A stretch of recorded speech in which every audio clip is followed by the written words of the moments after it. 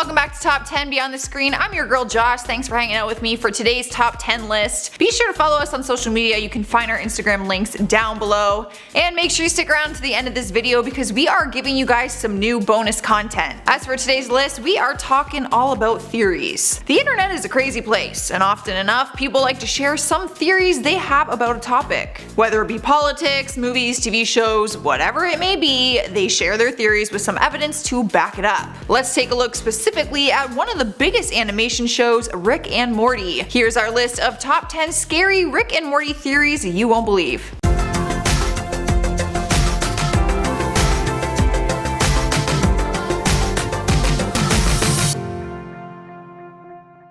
Starting off our list, number 10 is Rick abandoned Beth so that she would conceive Summer. Although there's a Morty in pretty much every universe, the same can't be said about his sister Summer. One fan theory proposes the idea that Rick bailed on his daughter Beth when she was young and it was all part of his plan. The theory goes that he did this so that she would rebel, have unprotected sex with Jerry, and conceive Summer. Now, it doesn't seem likely because all Rick seemed to be really kind towards Beth, which makes it a far stretch that Rick would abandon his family like that. But maybe our Rick abandoned our Beth so that she would act recklessly, have a first child with Jerry, which would have all the mind powers of a Morty. If it comes down to powers, then maybe I could see this being an actual thing. Power makes people pretty greedy. Coming at number 9 is Rick and Morty represent a bicameral mind. The term is called bicameralism and is a hypothesis in psychology that argues the human mind once operated in a state where the brain functions were divided into two parts. One part of the brain acts as a speaking role and the second part listens and obeys to the other half's demands, which is pretty trippy to think about. This is what inspired a theory that was revealed by Real Dimension Pictures, which suggests that Rick is the telling part of the brain and Morty is the one who puts the thought into action.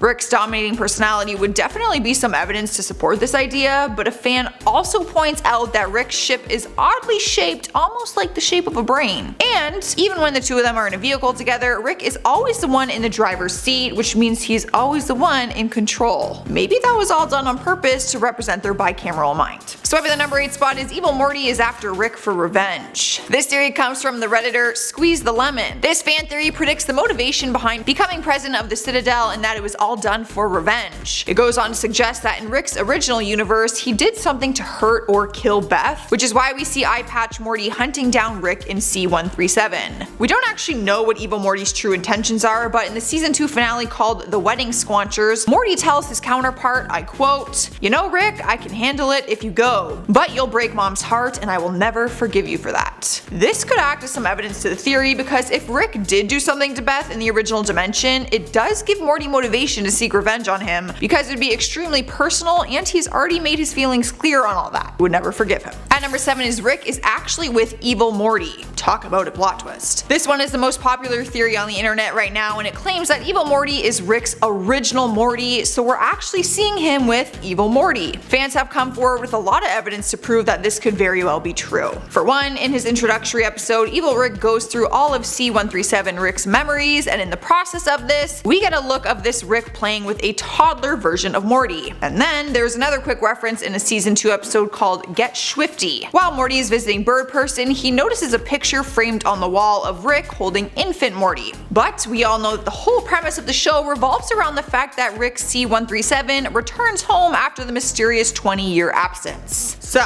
if you consider that Morty is only 14 years on the show, this really wouldn't make any sense and it has fans thinking that Rick might not be from the same universe as the rest of the characters. Taking over the number 6 spot is that baby Rick being euthanized was actually a baby Morty. Fans are bringing forward a possibility that when Rick euthanized that baby Cronenberg thing before attempting suicide, could it be that it was actually his original Morty that he euthanized? It's kind of a wild theory, but it's possible that he tried to save Morty before through all of his twists and turns on the Rick potion number 9, and then he finally realized that there was no other solution than a painless death. And what better opportunity than to euthanize him? Kinda crazy, I know, not my idea, but what do you guys think? Halfway through the list at number 5 is Evil Morty is actually Rick. Whoa, maybe everything is not what it seems. This wild theory comes from a Reddit user who goes by the name Wrath17. The user claims that Evil Morty is actually an alternate version of Rick. This is only possible because in the episode called The Rick Shank Redemption, it shows that Rick can transfer his consciousness to other bodies. In the Reddit's theory, this alternate version of Rick is dying, so in order to prolong his life, he moves his consciousness into a younger body, which is kinda smart, not gonna lie. But he isn't able to fit all of his intelligence into Evil Morty's body, which some suggest is where the theory falls apart. Some fans argue and say that Evil Morty is way too calculated to be a Rick, and that the theory doesn't explain Evil Morty's passion for wanting to win the election.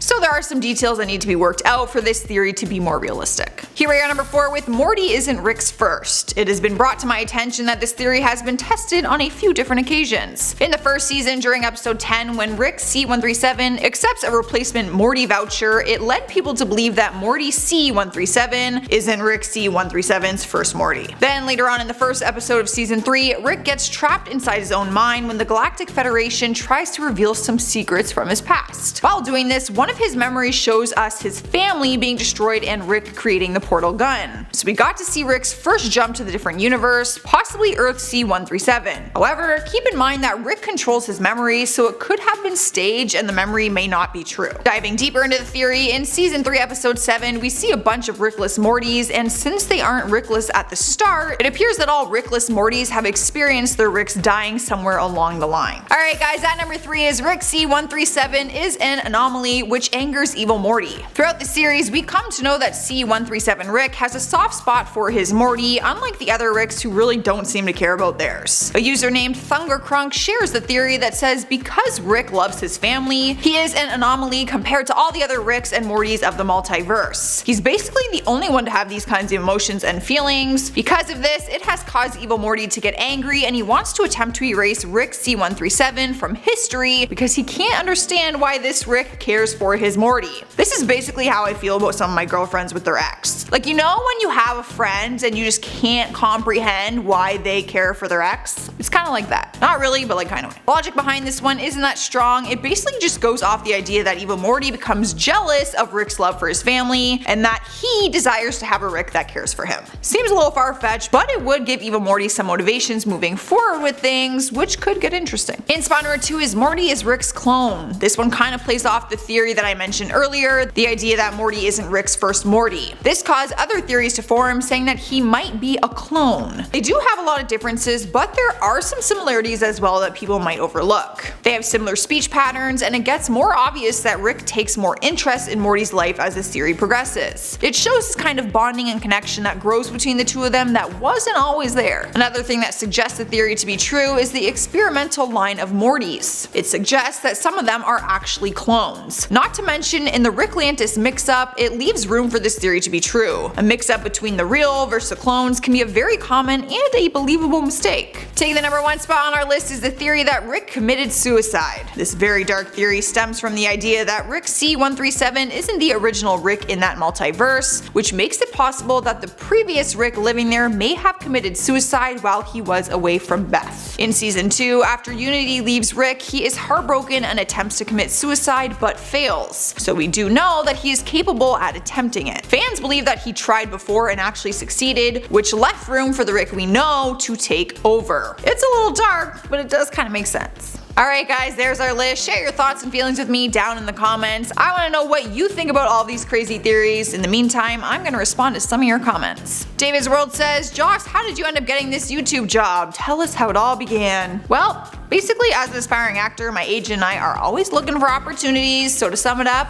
I saw the casting, I applied to it, I got an audition, and then I booked it. Joseph Izzo says, Joss, you need to be in movies. Joe.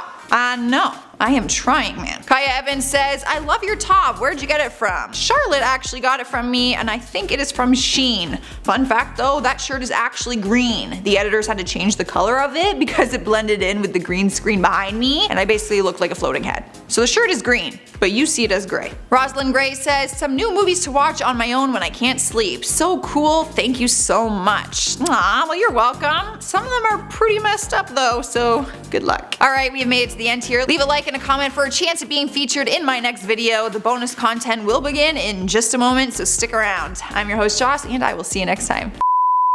Oh, I don't even know how to say this word. I looked it up, but it just sounded out like in grade school. Bicameral. I mean, I feel like that's what it has to be, right? My grade 4 teacher would be very proud. So what happens if you have no brain? How many parts you got when you got no brain? I can't even make like dumb jokes. I'm probably the dumbest person they've ever seen on this channel. Rick this version, Rick that version, more like I'm so confused about what this show is about. I have a fuzz on my nose. Ew. Oh, it tickles. Okay. Whew, that tickled. It like tickles.